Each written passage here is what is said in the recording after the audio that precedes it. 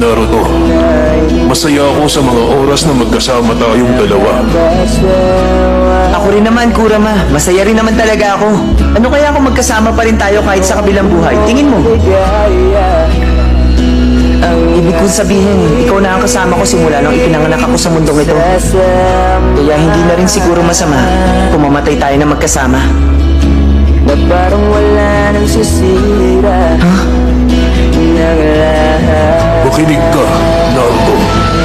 Sa tingin ko nagkakamali ka ng iniisip. Para sa kaalaman mo, wala akong binanggit na mamamatay ka. Kahit kailan, hindi ako nagsinungaling sa'yo. Kailangan mong makinig ng mabuti. Ano bang sinasabi mo? Ibig kong sabihin nito. Kapag sinabi ko sa'yo ng oras na yun, nakapalit ng buhay ko ang malakas na kapangyarihan. Magdadalawang isip ka, o ang malalang mangyayari ay tutulan mo ang planong yun. Kahit alam mo na yun na lang ang pag-asa natin. Kasi nga matigas ang ulo mo, Naruto. Hindi ba tama ako? Kurama.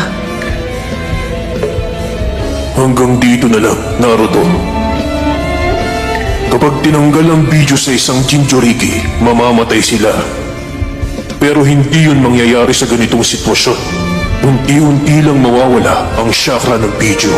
Teka, sandali! Ano ba ibig mo sabihin? Ano bang sinasabi mo? Buhay ko lang naman ang kabayaran sa pagtanggap ng kapangyarihang ito. Hindi sa iyo, Naruto.